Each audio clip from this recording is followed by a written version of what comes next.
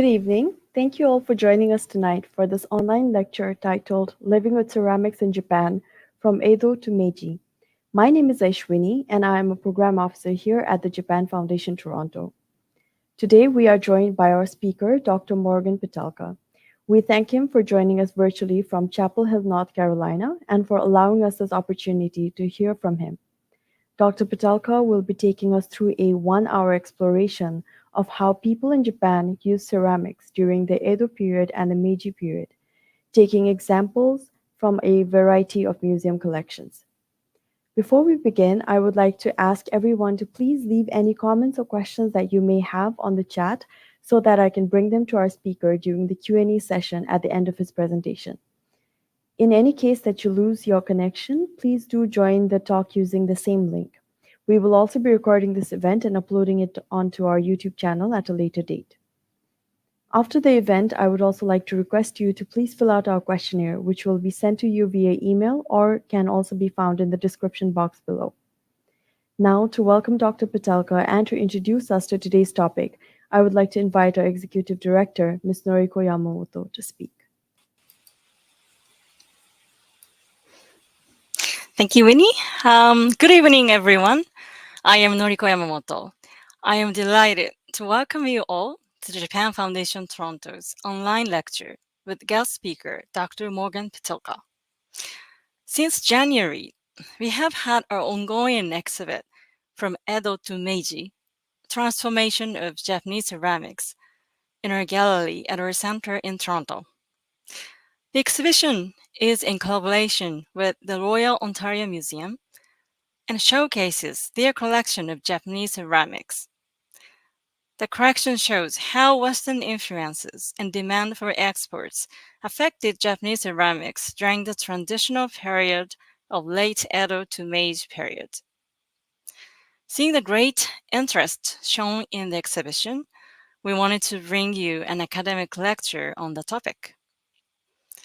Dr. Morgan Pitelka is a professor at the University of North Carolina at Chapel Hill, an historian of medieval and early modern Japan who focuses on material culture, environmental history, and urban history. He currently serves as the chair of the Japan Foundation American Advisory Committee for Japanese Studies, hosted by the Japan Foundation New York. It has been my pleasure to have met Dr. Pitelka over a decade ago when he was the project director in creating the Triangle Center for Japanese Studies, which was supported through our grant program in New York office that I oversaw. In tonight's talk, Dr. Pitelka will use examples of ceramics from a variety of museum collections and consider them in everyday context, used for daily offering at altars, for family meals, or for tea and sake drinking with friends. He will also discuss the use of ceramics in politically and economically significant encounters. We are thankful to Dr. Pitelka for bringing this talk today, and we hope that everyone will enjoy his insights. So now, please welcome Dr. Pitelka. Thank you so much, Yamamoto-san and Aishwini, all the staff at the Japan Foundation Toronto for inviting me and making this event possible. I'm really looking forward to talking today about ceramics in people's lives in Japan during two periods that are in some ways very different, but that I think we'll see also have a lot of continuity between them. I will put up my slides. All right. And yeah, we'll be talking today about the Edo period and the Meiji period. So this brings us from the 17th century up to the early 20th century. And this, of course, represents the transition from Japan's last pre-modern period, what some people might refer to as its last feudal era, when Japan was ruled by the samurai, and into its first modern era, when it underwent a very rapid process industrialization and modernization.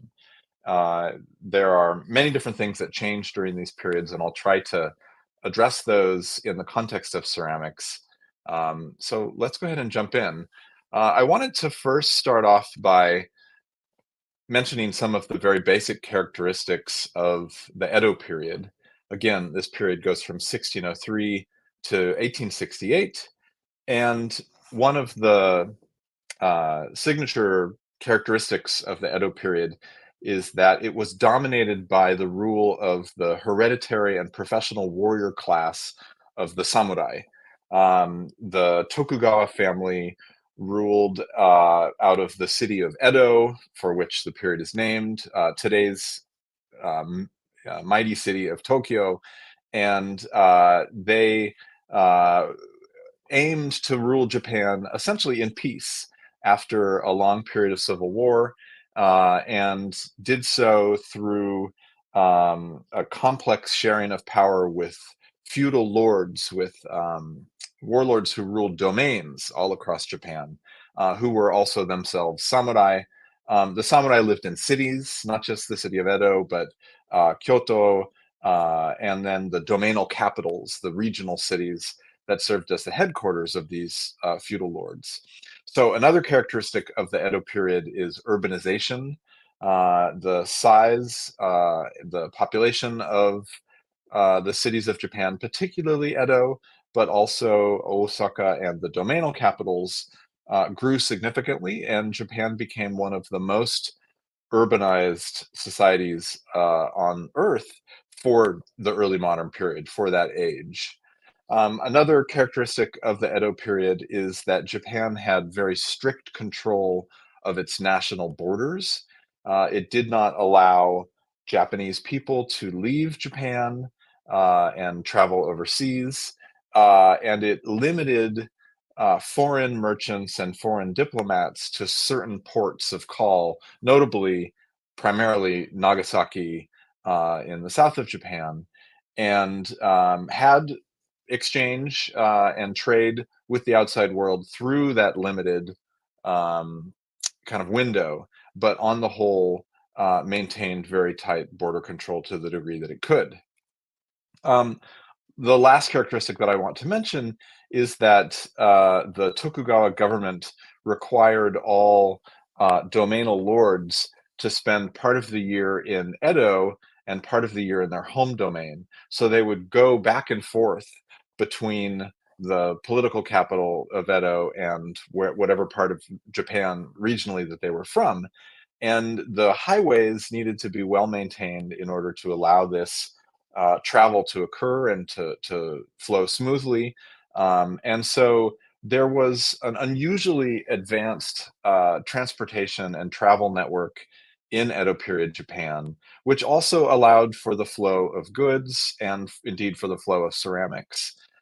Goods were also shipped along the coast, although Japanese merchants were not allowed to leave Japan and conduct trade in other parts of East Asia or Southeast Asia.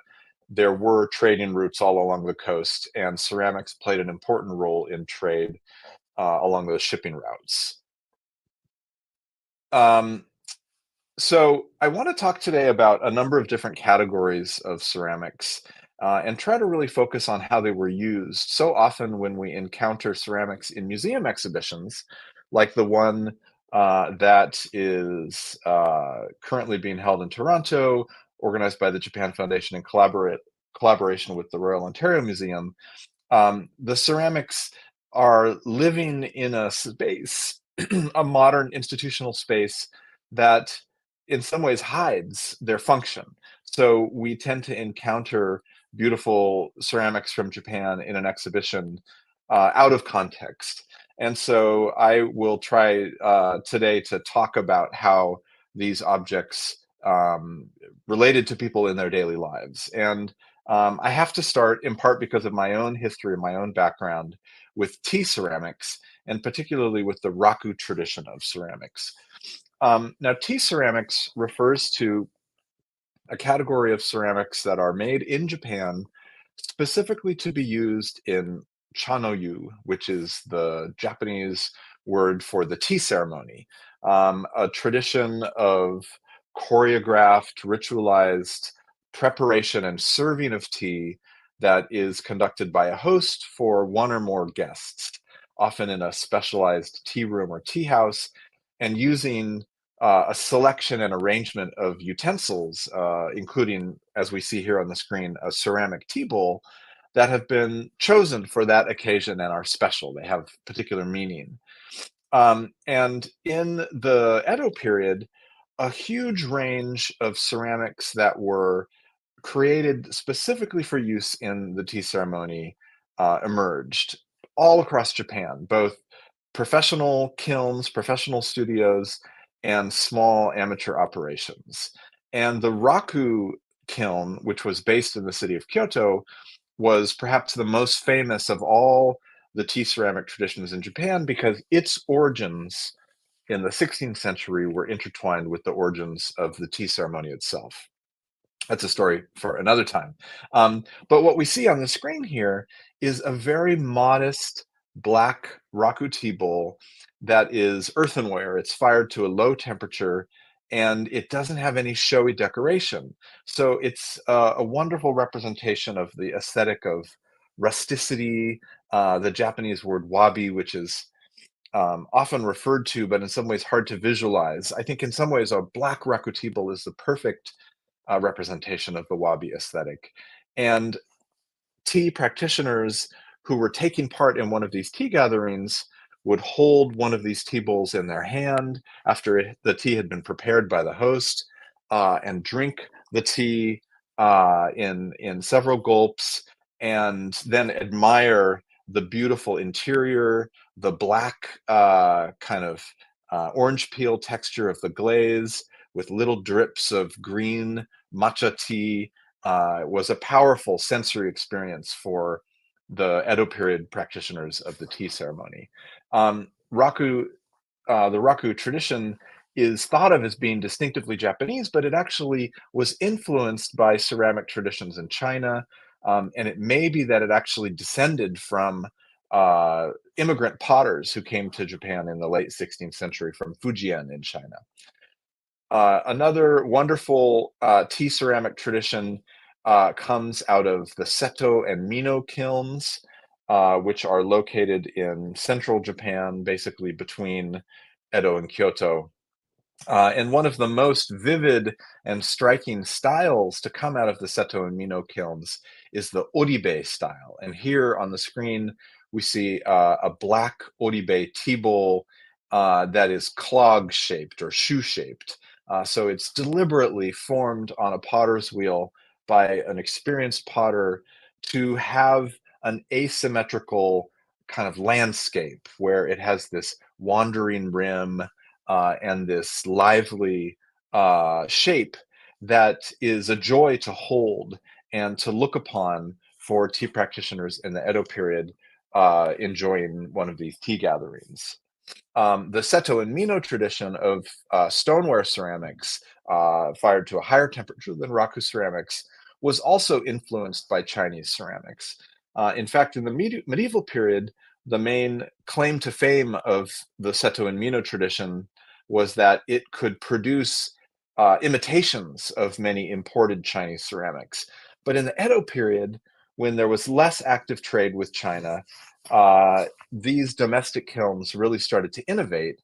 And here we see these abstract designs painted in an underglaze iron oxide with on a clay body that has been brushed with a white slip and then covered with a translucent glaze on part of the bowl, and then this wonderful green glaze on the other part of the bowl. This is very much an Edo aesthetic and something new that could have been inspired by painting or by textiles and speaks to a playful spirit in the world of tea ceramics that is one of the striking features of the culture of Edo period pottery. Here's a very different tea bowl in a Korean style. Japan in the late medieval period had actively imported ceramics from Korea, its neighbor, of course, across the Japan Sea. And various Korean styles were very popular among tea practitioners. And here we actually see a tea bowl made in the city of Kyoto in the 18th century by a famous uh, Kyoto potter, Kiyomizu Rokubei, that is imitating, but not in the sense of copying, but more respectfully reproducing the style of a Korean tea bowl. And we have this beautiful etched design of a crane, and then some underglaze brushed on iron oxide for the bill or the beak and the feathers, and this very luscious pinkish kind of glaze that really is actually a result of the interaction between what I think is a translucent glaze and minerals in the clay body. This kind of tea bowl would really show the vivid green of the powdered green tea, the matcha, when held in the hand and passed around during a tea gathering. So this only touches the surface of the range of tea ceramic traditions that tea practitioners during the Edo period could draw from in their selection and arrangement of utensils for a tea gathering. And part of what makes the culture of tea ceramics so rich in the Edo period is that you have kilns in cities like the Raku kiln or like this Kiyomizu tradition, both of which are based in Kyoto. You also have kiln clusters located in more provincial areas that in some cases have existed for many centuries, go back to the medieval period or earlier, but in other cases are the result of the domainal leadership sponsoring and supporting ceramic production. Um, and so you can buy some of your ceramics locally, but you can also buy ceramics that have been imported in from neighboring provinces or even far-flung regions of Japan. And so there's a marketplace for ceramics that is almost modern in its variety and diversity during the Edo period. And that was one of the joys of being a tea practitioner. If you were a merchant who lived, say, in the city of Osaka, which was really the merchant's capital in the Edo period, you could take a trip to Kyoto and go to tea bowl shops or ceramic shops and choose from a variety of Kyoto wares and also Seto and Mino wares. Or you might go to a shop in Osaka that specialized in wares from Kyushu, from southern Japan. Or you might even be able to get some ceramics imported from other parts of Japan, such as Edo or the northern regions of Japan, depending on the market, depending on what was available. So, what I want to emphasize is that you could express yourself as a tea practitioner. You could project your own sense of style, and you could sort of express your taste through the selection and arrangement of ceramics in a tea gathering, not just the tea bowl, but the tea caddy that holds the powdered green tea, the water jar that holds the fresh water, the wastewater jar. These didn't all have to be ceramic, but they often were made of ceramics, and you could put together an assortment that told a little bit about your life or told a little bit about your sense of style and express that non-verbally to the participants in the tea gathering who you had invited. And that was a source of pride and a source of meaning, the generation of meaning for tea practitioners in the Edo period. Now, tea ceramics get a lot of attention from tea historians like myself and ceramic historians like myself. We often see beautiful examples of tea ceramics in museum exhibitions, but there's a lot more to ceramics in the Edo period than just wares made for tea. We also have a very robust culture of drinking sake during the Edo period. And the history of sake drinking in Japan is actually very interesting. It's not something I have time to go into in detail now, but I will say that in the medieval period, sake drinking was a very important part of the culture of elites, both the members of the imperial court and the larger aristocracy that lived in Kyoto, but also the samurai lords, the high-ranking, powerful, and wealthy samurai leaders of the medieval and late medieval period would use sake to kind of grease the wheels of negotiation, of alliance building, and exchange rounds of sake, cups of sake, when they were meeting for the first time. There is a traditional ceremony that warriors engaged in where, when two powerful warrior lords would meet, they would exchange gifts. And with each round of gifts, they would also exchange sake and drink sake together. And so, not only as a beverage to warm your body in the evening, especially in the winter, or to drink to cool off in the hot summer, but for ritualistic purposes, sake played a really important role in pre-modern Japanese culture. And over the course of the Edo period, sake brewing stabilized after a period of civil war, a period of disruption, and sake became much more widely available. Sake connoisseurship, sake, um, guessing competitions were quite common, and it became a general, you could say, national tradition available really to anyone who could afford their local sake if they didn't try to brew it themselves. There are other alcoholic traditions as well, but sake drinking is probably the most important.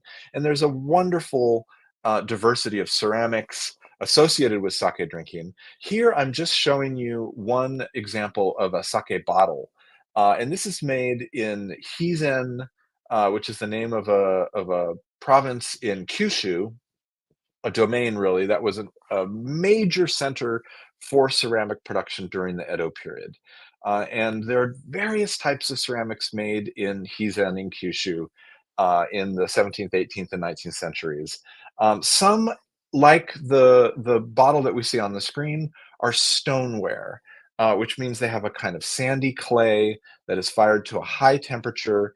It's iron bearing, it's often brown or gray, and it's a wonderful, robust form for objects that you're going to use on a daily basis. So a lot of tableware, as well as sake drinking and indeed tea ceramics, were made in the Hizen kilns. But Hizen is also where the first Japanese porcelains were made.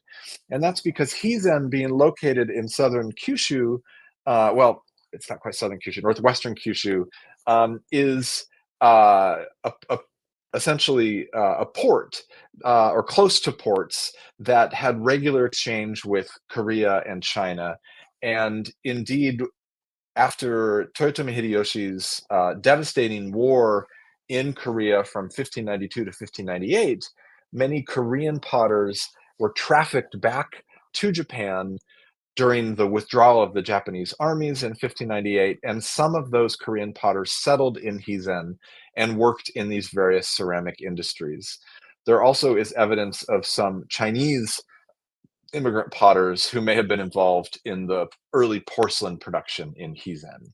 So this particular bottle comes from Karatsu, which is a very famous ceramic making town in Japan during the Edo period, considered one of the three most important ceramic traditions for the production of tea ceramics, but also a major center for the production of tableware and sakeware. Now, a kind of ceramics that is rarely seen in museums, in fact, I don't think that in an art museum I've ever seen an example of this kind of ceramics, is the earthenware cup or dish known as a kawarake. And these were extremely important in the medieval and early modern periods in Japan. They were used for rituals. So if you wanted to make a small offering on an altar, you might use a kawarake or earthenware bowl or plate. Also, for the sake exchanges that I described that warriors participated in, they would often drink sake out of an earthenware cup and then throw it on the ground so it would break, meaning that it was ritually pure. It had not been used before and it would not be used again. You could put oil or candles in these little kawarake dishes. And there actually is a ritual that is known as kawarake nage, that we see here represented in this woodblock print. I've zoomed in on the part of the print where there's a whole basket of these little earthenware dishes, and they're thrown in a ritual that is meant to purify and bring good luck.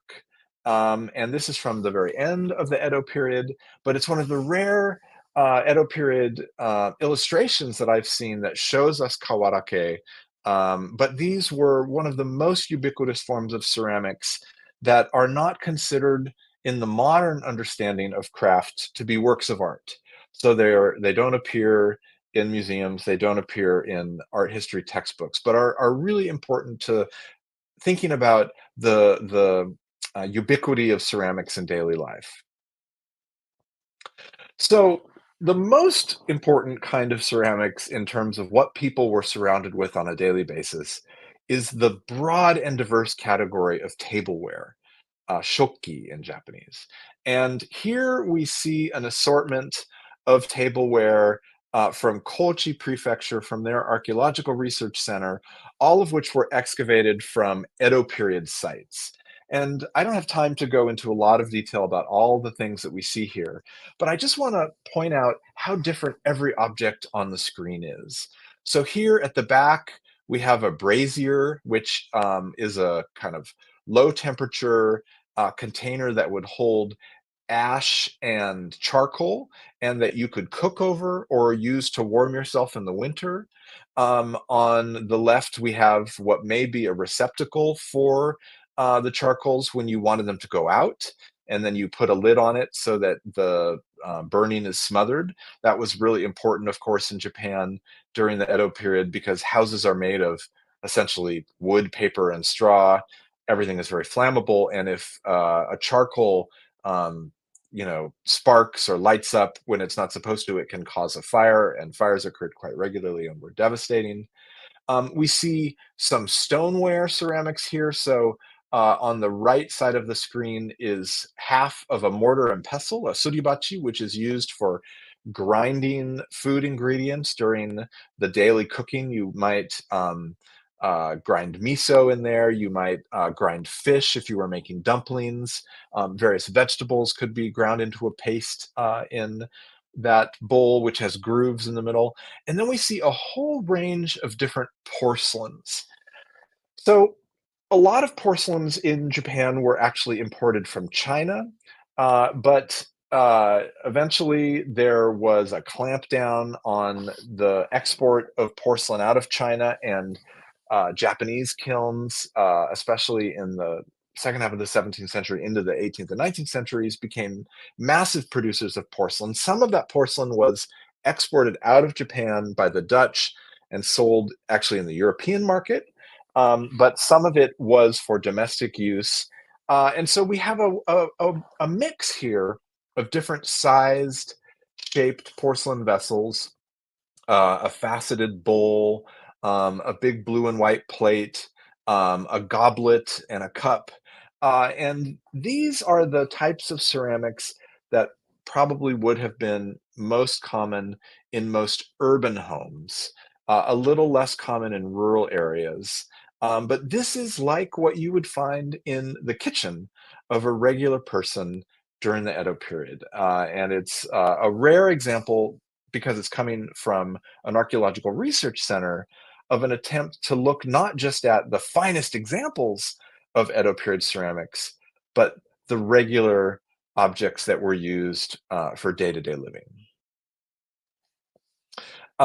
So returning back to Hizen, to that region in Kyushu, in northwestern Kyushu, that was such an important ceramic center, we have this wonderful example of a very plain but elegant plate that has a single design of a figure in the middle using underglaze blue decoration. So what that means is that the plate was probably thrown on a wheel by a potter, and then after it was dried, it would have been taken by a painter essentially who worked in the same studio, and this figure was brushed onto the surface using a mixture of cobalt and other minerals and water, so very much like the experience of painting on paper. And then a glaze would be applied that was translucent, that seals the plate so that if food is served on it, it doesn't leach off of the vessel or into the vessel. This kind of humble and simple, but very beautiful and very well made porcelain is such an important part of the Edo period ceramic tradition. There are so many thousands of examples in museums in the West, in museums in Japan, and it's one of the great um, kind of products of Japan for the world during this early modern age of the Edo period. We might also think of woodblock prints, ukiyo-e, that grew increasingly popular towards the end of the Edo period and inspired Japonisme, these wonderful movements of fetishizing Japanese art and culture in France, in Europe, and also in the United States. Porcelain was also part of that, and we often maybe think of showy export porcelain that was made for European tastes, but there also is this domestic tradition that was perhaps more resonant for residents of Japan, that was quite simple, and often just blue and white.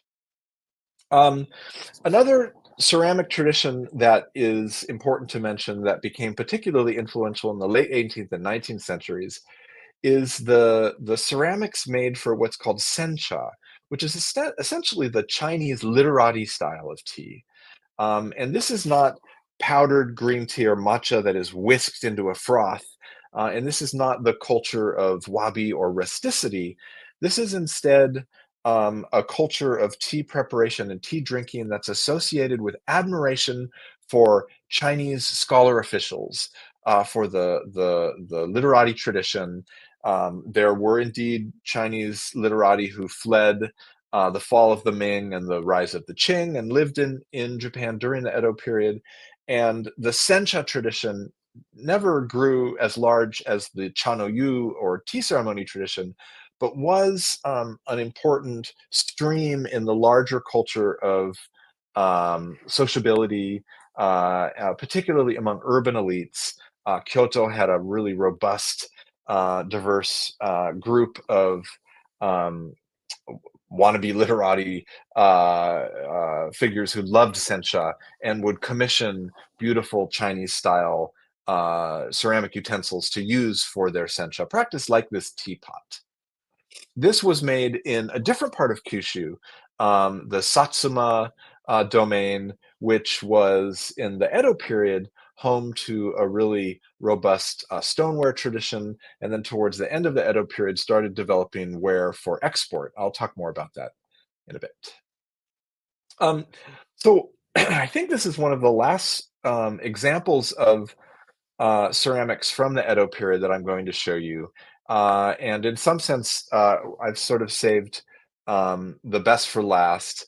I mean, I'm personally a fan of tea ceramics, but among the broad, diverse range of ceramics produced in Japan during the Edo period, it is probably the Nabesihima style of porcelains that is considered technically and aesthetically to be of the highest grade. So these porcelains were manufactured under the supervision and direction of the lords of Hizen, the samurai rulers of Hizen, and it was a style that was tightly controlled and only used for the most elite samurai in the domain, or for gifts, indeed, essentially as tribute to the Tokugawa shoguns, who were the ultimate superiors of those domainal lords. And therefore, these incredible Nabeshima plates were sent to Edo as tribute at least once a year and represent, in some ways, the pinnacle of design.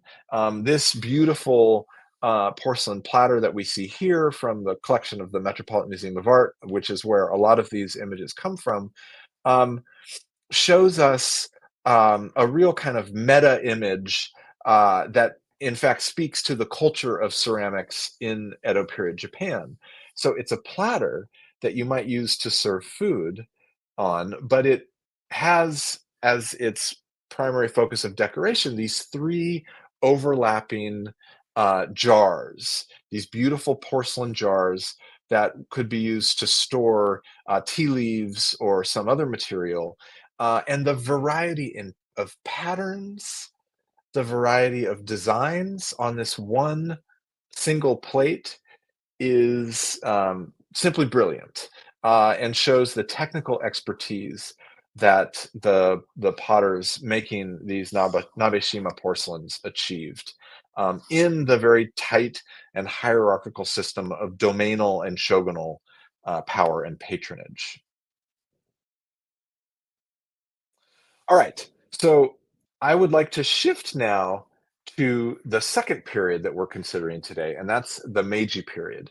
So the Meiji period begins in 1868 with the Meiji Restoration, which is, in a very short summary, the overthrow of the Tokugawa shogunate and the installation of the Meiji emperor, a young boy emperor from the Imperial line in Kyoto, as, in theory at least, the sovereign ruler of Japan. The court was moved from Kyoto to Edo. Edo was renamed Tokyo, or Eastern Capital, and Japan changed comprehensively its structures of governance, its policies regarding status and class and diplomacy and trade, and essentially, because it was forced to do so at gunpoint by America and other Western powers, opened up to the outside world, lifted the restrictions on trade, and decided to throw itself headfirst into the process of modernization. Um, the samurai status over time was abolished. Samurai had to become members of government, they had to become teachers, they had to turn their education into a job, essentially. Some wealthy, very high ranking samurai became members of the new hereditary nobility, but most needed to find work. The old domainal structure was replaced by a new modern structure of prefectures. And as a result, so many of the traditional structures of patronage that had supported ceramic production during the Edo period. I mean, I just described the Nabeshima style of porcelain that existed purely as a result of the needs and taste and desire for status of the lords of that domain. All of that collapsed. Nabeshima porcelain production, for example, ceased in 1871.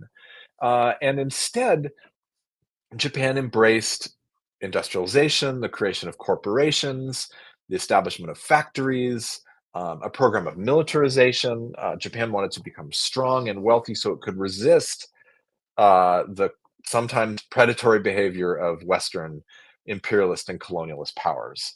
So this was a huge change for potters in Japan. Many potters abandoned their traditional livelihood. In other cases, potters who had previously operated individually banded together to try to form essentially ceramic factories. There was a lot of chaos. The old styles, in some cases, fell out of fashion, not all, and I'll get into some of those details. So, potters who had worked in one tradition for many years often shifted suddenly to a new tradition, which meant they needed to develop new technical skills. They had to master new glaze chemistry. They had to figure out how new modern kilns that were fired by modern fossil fuels instead of wood would work, et cetera, et cetera. So this really transformed ceramics. Now, one of the really interesting windows into the transformations that occurred in the world of ceramics in the Meiji period is the phenomenon of world fairs, which are also sometimes called industrial exhibitions or international expositions. And here on the screen, we see a photograph of the Centennial exhibition that was held in Philadelphia in 1876, which was the first major world fair held in the United States. And Japan, just 8 years after the Meiji Restoration, had a major showing at this exhibition. You might not be able to see on your computer screen, but this sign here, sort of hanging over the Japanese exhibit, reads Teikoku Nippon, or the Empire of Japan. We see multiple rising sun flags, and then this motif that we see on the drapery hanging above the Japanese exhibitions is the symbol of the imperial family. Japan was ruled really for part of the Meiji period by an oligarchy, but it was in the name of the emperor. And so there was a lot of top-down, state-led industrialization during this period, and a lot of potters and pottery regions that were able to shift to the style of ceramics that seemed to be popular in the West were able to send wares to these exhibitions and exhibit for these new global contexts. This also had an impact on domestic ceramics. So we sometimes think, I think, problematically of export ceramics and domestic ceramics as being two completely separate lanes, but they're not. And often innovations in one led to changes in the other. There was a lot of cross fertilization, and of course, kilns that were making some of their money from sending ceramics to these international exhibitions and then receiving orders from overseas buyers also sold their wares domestically. So in some ways, it's very characteristic of the Meiji period that the international trade and diplomacy of Japan is fundamentally linked to the domestic context and everything that's happening in the Japanese archipelago. So, sorry that the formatting here is a little funny. One of the really interesting developments of the Meiji period in ceramics is that um, the style of highly decorated export porcelains that were made in Satsuma in Kyushu at the very end of the Edo period became quite popular among Western buyers and Western connoisseurs. And as a result, many, many kilns were established in Japan that made what they called Satsuma ceramics that were not, in fact, produced in Satsuma, or Kagoshima Prefecture, as it became known in the Meiji period. So this wonderful example of a vase that has been very elaborately decorated with overglaze decoration and indeed gold gilding is called Satsuma ware, but in fact is made in Osaka by one of the most successful and important potters of this period, Yabu Meizan, who was an extremely innovative Meiji period potter who successfully established this large and kind of industrialized kiln in Osaka that employed dozens of potters. And there are accounts of Westerners visiting that studio and being very impressed by how diligent and systematic the production of these Satsuma wares was. One of the things that's a little confusing about Meiji period ceramics is that many potters were quick to copy the trends and the styles. So when Satsuma ceramics, it was clear, were popular, everybody jumped on board. And there was even a whole kiln that was copying Yabu Meizan Satsuma ceramics. So you today, if you're a connoisseur, you have to be able to distinguish between the Satsuma ceramics made in Satsuma, the Satsuma ceramics made by Yabu Meizan and other high quality potters and their studios, and then the cheaper knockoffs that were made that were really copies intended to deceive. It's a much more kind of topsy-turvy ceramic marketplace than it had been in the Edo period, although even the Edo period, of course, has its complexities. So this is a wonderful woodblock print image from around the same period that is from a book or a series of prints that is talking about the different types of craft production that were thriving in Japan in the first half of the Meiji period. And it shows a workshop of ceramic decorators who are making these large, highly decorated vases, probably mostly intended for export, although again, some of them could have ended up in the domestic market. And it's a reminder that ceramic operations that in the Edo period might have been on a pretty small scale, a studio run by a family with a few assistants, if they were to survive in the Meiji period, often had to scale up. And there's this increasingly industrial quality. Here we don't see any machinery being used. This is still essentially artists painting designs onto these porcelain vessels that are either made there as part of this operation or elsewhere and then brought in.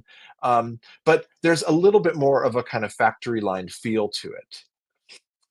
The full-on industrialization of ceramics picks up steam over the course of the 19th century, and by the early 20th century, there are, as we see in this image, which is taken from the historic photograph collection in the Nagasaki Library, there were factories that were employing dozens, if not hundreds, of young women and even children who were painting designs on porcelains in absolutely massive quantities and in unsafe working conditions. So in the history of the Meiji period, one of the engines of Japan's off-sided successful modernization was women's bodies, women who worked in silk mills, in textile factories, often as essentially unremunerated laborers who were charged more for their housing than they were paid. I think we associate that with textile production, but there were also factories that produced porcelains, because porcelain was another one of the major exports and markets that was thriving in the Meiji period. Now, I think there is an image of Meiji crafts as being kind of gaudy and ostentatious, and there's a lot of emphasis on realistic figures, either represented two-dimensionally through painting in overglaze decoration on porcelains and other vessels, but also through the creation of sculptural figurative elements on Japanese ceramics. And this is actually a pretty remarkable example by one of the most important Meiji period potters, Makazu Kozan. It's one of his earlier works. It's not porcelain, it's stoneware, and it's a footed vessel, a kind of big bowl that has this very tall foot. But what's so striking about it is this incredibly realistic crab that's crawling up the side of the vessel and is almost putting one of its claws down into the interior. You can imagine serving seafood at a banquet in this bowl would be so striking. And here we see another element of Meiji ceramics that's very important, which is that in the West, metalwork and enamel crafts, which is a technique of creating colorful enamel decorations on the outside of metalwork that was considered sort of separate from just pure metalwork, were two of the most popular forms of crafts in these expositions and in the export of Japanese art and craft overseas.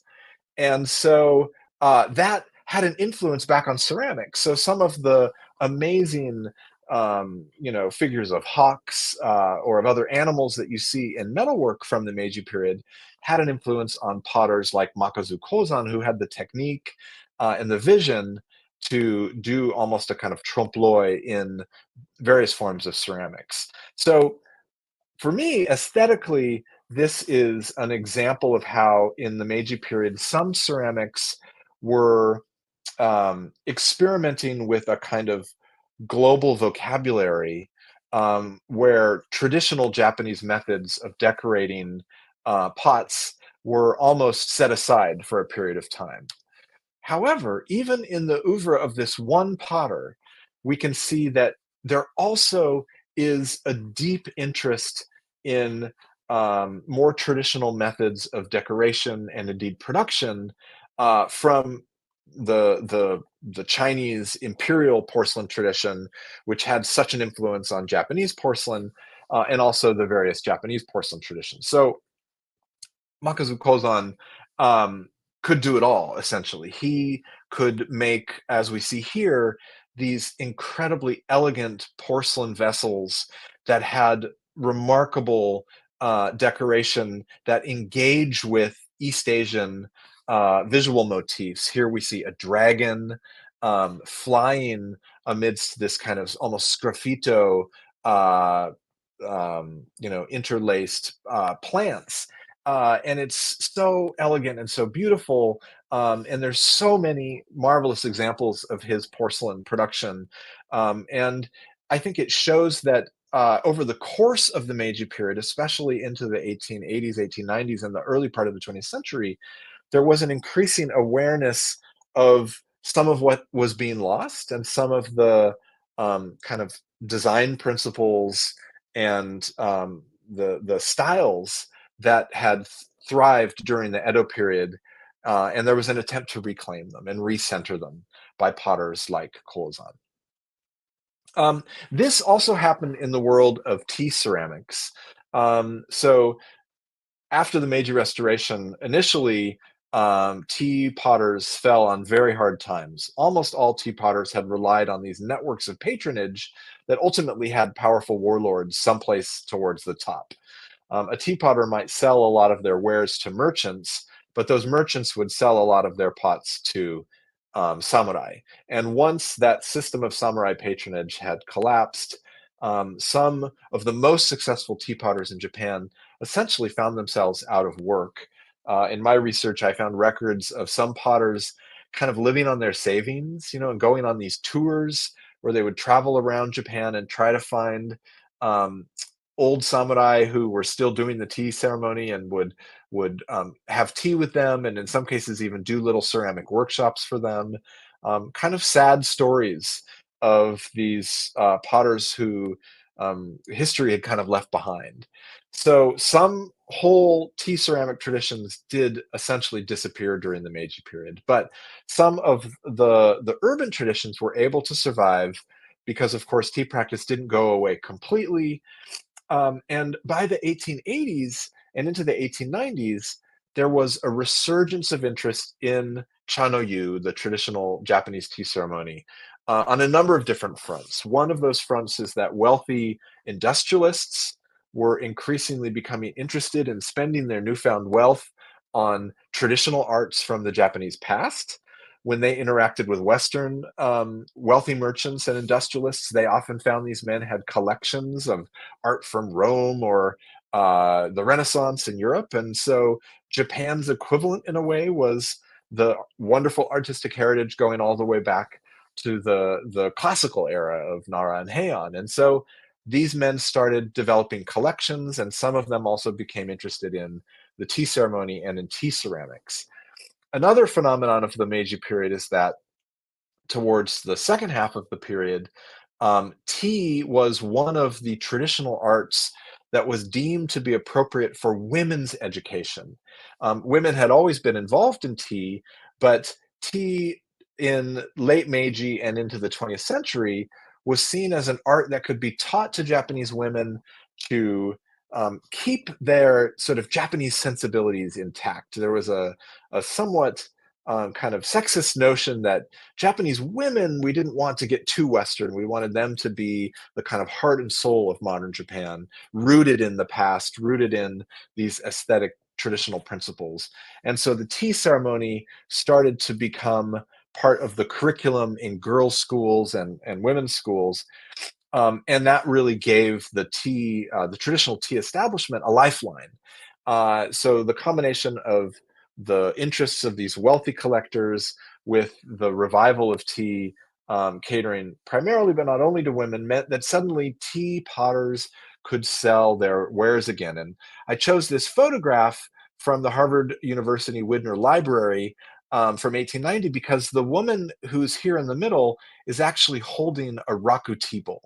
And this is a very traditional assortment of tea utensils. It's not in the Chinese style. We don't see the kind of Western styles that a lot of Meiji ceramics often displayed. So there's a resurgence of an interest in traditional culture. Now, it's a modern understanding of what traditional ceramics represented. So it's a new version of the past, if you will, filtered through Meiji needs and Meiji politics and Meiji society. But it does mean that some of those traditions that had managed to survive up until the 1880s or 1890s could continue. Lastly, I wanted to end by noting that the imperial family, of course, was a significant public-facing sort of center of cultural production in its own way, much as the royal family in European monarchies could set certain kinds of styles or trends, especially for the aristocracy. And the imperial family during the Meiji period, of course, was involved in various diplomatic negotiations, affairs of state, and found a perfect craft to make the centerpiece of many of the banquets and state dinners, and that was Japanese porcelains. And this is, of course, because, ironically, Japanese porcelains had been exported to Europe and later America towards the end of the Tokugawa or the Edo period, and had become very popular among the wealthy elites of the West.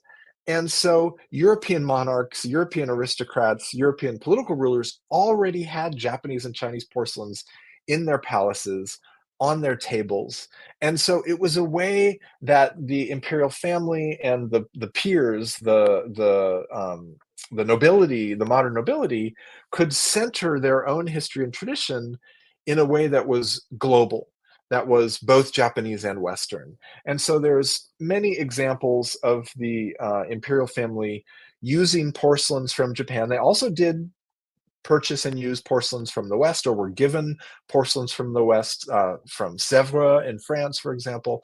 But I love the known examples of porcelains that were owned by or used by the imperial family. And in a gesture to that meeting of many different global cultures in the ceramics of the Meiji period, I want to end with this really interesting object, which also appeared in the recent wonderful Meiji Modern exhibition, and is from, again, the collection of the Metropolitan Museum of Art. This is a little sort of two-dimensional figure made of porcelain by that brilliant Meiji period potter who I mentioned previously, whose name here is misspelled. I apologize. Oh no, it's correct. Kozan, Makuzu Kozan. And it's a really, I think, meaningful, if bizarre, illustration of the kind of dilemma in some ways of Meiji Japan, right? So Meiji Japan has the aspiration to be a global power. It's a growing empire. It's an exporter of all kinds of crafts and other goods to the world, and also an importer, a purchaser of products from all over the planet. And it has a deep but complicated relationship with the United States, which was the power that ultimately forced the Tokugawa shogunate to open its doors to the West. And so here we see a representation of George Washington wearing Japanese clothing. And in particular, what's notable is on his robe is the crest of the Tokugawa family. So or something like the crest of the Tokugawa family. So he's almost being compared as the first president of the United States to the founder of the Tokugawa shogunate, Tokugawa Ieyasu. And there's something about a Japanese potter working in the idiom of porcelain, making a figure very much in a Western style of the founder of American democracy in some ways, but in the style of the founder of the Tokugawa shogunate, that I think beautifully speaks to the dilemma that Japan faced in the Meiji period of wanting to be global, wanting to be modern, wanting to stand up to the West and be an equal to the West, but also wanting all of that to be built on its own traditional culture, and indeed on the proud ceramic lineages that had survived and in some cases really thrived, and the new traditions that had been developed in the marketplace of the Meiji period. So I will leave it there, and I'm very excited to take questions. Thank you so much, Dr. Pitelka. That was indeed very insightful, and I think I definitely learned a lot in the past hour. Um, Now we will have the question and answer session. And I would just like to apologize to our audience because I think the live chat wasn't working for a good portion of the lecture so far. We have, however, enabled it. So if you could kindly check whether the live chat function is working for you. And if not, I believe that refreshing your browser once will do the trick. So please check the live chat and refresh your browser if needed. And we are looking forward to receiving your questions and comments in the chat. And yeah, just to start off with the Q&A, then I'll go ahead and ask a couple of questions to Dr. Pitelka. They're very general questions.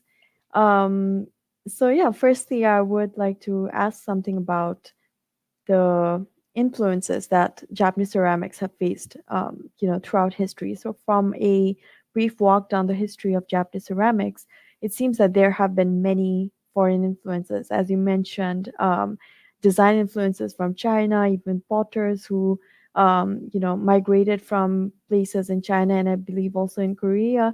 So, how would you say that these influences shaped Japanese ceramics and their uses? Yeah. Well, Japan was in some ways is geographically in the very lucky position of being located next door to China and Korea, which are two cultures that have these incredibly rich and distinguished ceramic histories. China is one of the great, if not the greatest, kind of ceramic civilization in the history of the world. So many techniques were developed originally in China and then disseminated outward from the center. And Korea um, took on many of those traditions and innovated in all kinds of interesting ways. The celadons of the Goryeo period, for example, are completely singular, really unique and beautiful in all the world. And so Japan was located close enough to Korea and China to benefit from the migration of potters and the import of ceramics from Korea and China, but largely avoided invasion, colonization, domination by its neighbors. So these influences, in some cases objects, in other cases technologies, and in rare cases actual artisans themselves, would come to Japan and then immediately have to adapt the way immigrants always adapt to the new context. That's how culture evolves.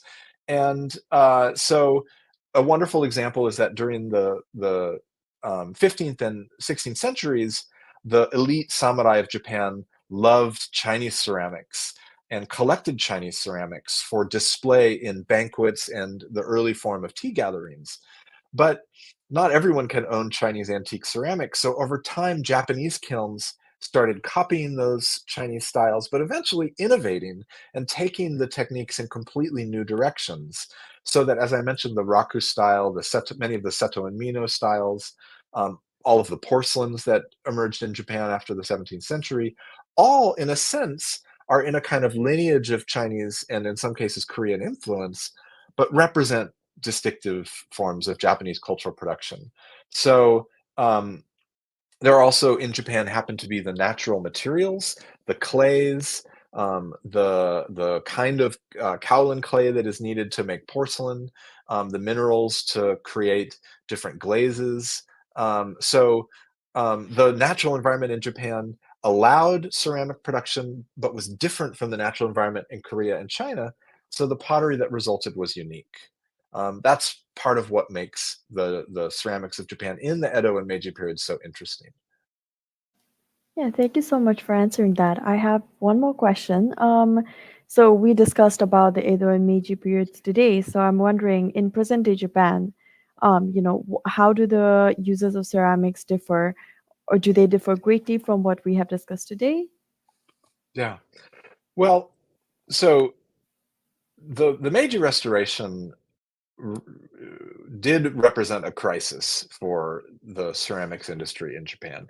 We sometimes Historians sometimes talk about the long 19th century and look at how some of the trends of modernization actually happened before the Meiji Restoration, and lots of Edo period practices and products continued well into Meiji. I mean, I showed a woodblock print, for example, from the Meiji period. Woodblock printing technology is a distinctive Edo period technology. So there is lots of continuity, but in the world of ceramics, there was a lot of disruption. And that forced some potters to consolidate and to start doing new techniques. So, for example, slip casting, where you basically take liquid clay and inject it into a mold so you can get the exact same shape every time. That technique became very important in the Meiji period. Fossil fuel based kilns became much more important. And Western chemists brought all kinds of new knowledge about glaze formulas and kiln technology into Japan that allowed the industrialization of the ceramic industry on a large scale.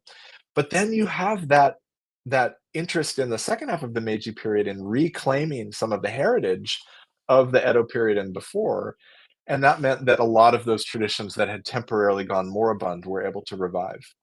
And so, it's kind of a mixed bag. You have some rupture and some disruption, but you also have a certain amount of continuity. Thank you. So we have a question from an audience member here. So I'll just put it on the screen.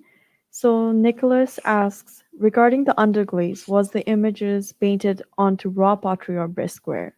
Yeah. So this is referring to the fact that in ceramic production today, if you're making stoneware or porcelain, typically you make the pot either through slab construction or coil construction or on a potter's wheel. You then allow it to dry completely, and then you fire it in a kiln without any glaze, without any decoration, so that it's completely dried out and the clay has preliminarily sort of hardened.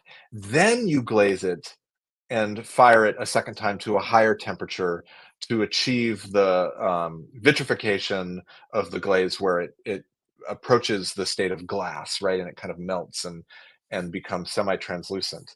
Um, there's such a variety of practices in pre-modern Japan that I can't really summarize because it varies from tradition to tradition. But on the whole, it was less common to do bisque firing or that first initial firing in most traditions than it has become in the modern period. And it is certainly possible to do underglaze decoration even on raw, as you called it, not bisque-fired ceramics. So it depends on the context, and I don't want to generalize. But thank you. That's a great question. Okay, thank you so much, Dr. Pitelka, and also Nicholas for sharing your question. So we have Joey here who has said that they thank you for your wonderful presentation and Thank have learned a you. lot about the Edo and Meiji periods. And they have a question and are wondering how the iconic styles of different kilns have been developed. Yeah. So in the maybe I'll work backwards here. In the Meiji period, you have some large factory production where the production is anonymous. You never learn the names of individual potters. In some cases, like the case of Kozan, you do have a well-known individual who's almost like an artist potter in a sense. Um, in the Edo period, uh, on the whole, traditions are usually known by the name of the family um, rather than by necessarily an individual artist. So in Hagi, for example, which is one of my favorite ceramic traditions, stoneware, teaware tradition located in southern Honshu, that was founded by trafficked Korean potters and was one of the most important tea ceramic and tea bowl traditions. Um, you might know the family name of some of the different kilns there, but you were less likely to know the names of individual potters. Um, there were over time celebrity potters who emerged. Probably the two of the most important. Both were based in Kyoto. Honnami Koetsu in the 17th century, and Nonomura Ninsei, were celebrity potters, and their works were sought out. But I think that's a little bit unusual in the Edo period. So in both periods, you have a mix of kind of anonymous craftspeople who work in studios or kilns in sort of smaller, medium-sized groups, larger factories in the Meiji period, and then famous individuals. But even the famous individuals like Kozan in the Meiji period did run big operations. He didn't paint every pot that's attributed to his studio. Thank you. Okay, thank you so much. So, I would like to wait just a minute or two again for if there are any incoming questions. Okay, we have one question here, right on time. So we have Johan who's asking, as the number of samurais diminished over time, how did the potters continue to share their traditions in an age of modernization and industrialization? Yeah, that's a great question. So, as the samurai tradition was abolished in the Meiji period, um, new patrons eventually emerged for the traditional styles of ceramics, especially tea ceramics.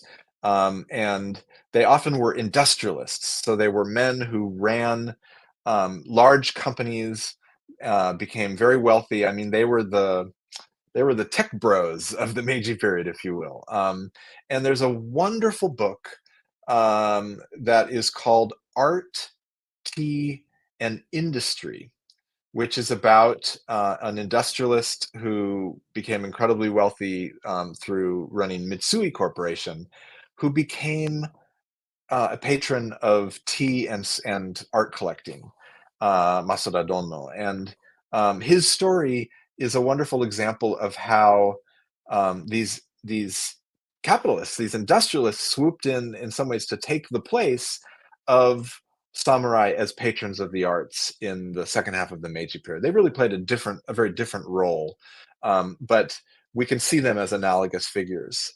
Um, the other thing that I want to mention is that the state itself, the Meiji state, sponsored and tried to encourage craft production as a form of industry, and so would give out grants to help new ceramics factories emerge. There were national organizations. There was money for, potters to exhibit their pots overseas. And there were national exhibitions that became incredibly important as the kind of ultimate arbiters of craft. So the state, in some ways, played a role similar to the role that the daimyo and the shogunate might have uh, in patronizing the ceramic arts in the Edo period. Great question. Thank you. So we have one more question, and they're asking if you have a favorite piece. Well, so I'm a historian, and I am also the son of a potter. So my father is a professional potter here in America, and I've made pots my whole life, and he's made pots his whole career. So I have more pots than I know what to do with. So when I go to Japan, I usually don't buy ceramics. I have received a few pieces as gifts in Kyoto and in Hagi that I really treasure because of the relationships that they represent. But the truth is, most of my pots in my collection are Pitelka pots made by my father or me. So not very special, but meaningful in our family. Okay, Cindy asks, you remarked that we in the West really only get to see these ceramics in controlled museum settings. In your Mm, opinion, is there a better way for the layperson to experience them? that's that's such a great question. I think ceramics are really meant to be used. You can make the argument that some of the amazing Meiji, highly decorated, vases and other big objects were really made for display. But most Japanese ceramics, I think, were made to be used, and today are made to be used. So for me, purchasing ceramics from Japan or made in Japanese traditions from local potters or local galleries, thrift shops, or if you have the chance to go to Japan and then using them rather than locking them away, I think is the best way to have your own relationship with ceramics. If you go to Japan, you can also try to go to a tea ceremony demonstration. Those are offered in Tokyo and Kyoto, and some other parts of Japan. And you'll have the chance to hold a tea bowl and drink tea out of it in the traditional style. But ultimately, there are, wherever you live, in Canada, in the United States, in Japan, there are potters who are local and who are making beautiful wares that you can buy and use in your home. And that's the best way to um, have a relationship with ceramics that moves beyond the museum setting, in my opinion. Thank you, and thank you, Cindy. So we have one more question. I think this might be the last one that we take. Okay. So it's Emmy, and they're saying it's very interesting to see how export products differ in design and style from domestic products. So I wonder specifically how Mm. ceramic artists in those days grasped and researched European patrons' needs and tastes. Yes. So the primary conduit for the export of ceramics out of Japan into the West during the Edo period was the Dutch. So the Netherlands was allowed to maintain a small trading post on Dejima Island in Nagasaki Harbor, and the Dutch themselves also had to travel once a year to Edo to offer tribute to the Tokugawa shogun, and so there was enough exchange between the Dutch merchants and diplomats, essentially, and various merchants and patrons and samurai along the way, and through that entire process, that the changing European tastes could be communicated to kilns in Kyushu in particular, but also when other traditions made export ware.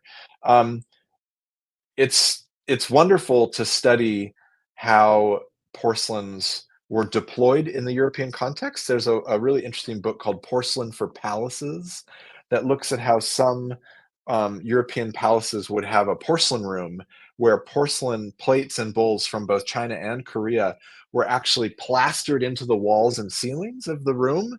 So completely removed from their original context as food serving dishes and turned into decorative objects like paintings. And I think it's easy to be very dismissive of that deployment of porcelain, but that's what made sense in the decorative um, culture of these elite aristocratic European residences. And I think we should see that as a form of globalization. That, again, culture changes when it travels over space and when it moves through time, sometimes through immigration, sometimes through trade. There is no pure, authentic form of porcelain. Porcelain made for the domestic market was sometimes influenced by the aesthetics of the export porcelains, and so there's a kind of mutual influence that stretches all the way from these, to some people, grotesque palaces in Europe where porcelain was, pasted to the wall, and the homes of merchants in Edo and Osaka who were eating off of blue and white plates and bowls. That's part of a continuum, and I think fans of Japanese ceramics can embrace that as a sign of the influence and reach of Japanese ceramics. It's something to be impressed by, in my opinion. Thanks for all these wonderful questions today. Thank you so much, Dr. Patelka, for answering all of those. And for our audience who enjoyed today's talk, we currently have an exhibit of Japanese ceramics from the Edo to Meiji periods here at our Toronto Center at the Japan Foundation Toronto. So please do visit. It is ending in 2 weeks. So if you are interested, we would like to invite you to check it out. We also have an upcoming book club that is being hosted by the Japan Foundation Toronto Library. So if you would like to register for that, kindly check our website as well. It is also related to Japanese ceramics during the Edo and Meiji period. So it's kind of a week or two of Japanese ceramics here at JFT. Yeah, thank you so much, Dr. Pitelka, for your time today and for sharing your insights with us. Thank you also to the audience. We really hope that you enjoyed the talk. We would also really appreciate your feedback through the digital questionnaire, which is linked in the video description below. Today's talk is recorded, so it will be uploaded onto our YouTube channel in a few days or after this event, should you wish to visit it again or share it with others. Thank you once again. And Dr. Pitelka, did you have any last words for our audience before you leave? No, thanks everyone for your interest in Japanese culture, in ceramics, and see you in the museum. Thanks. Thank you so much, everyone.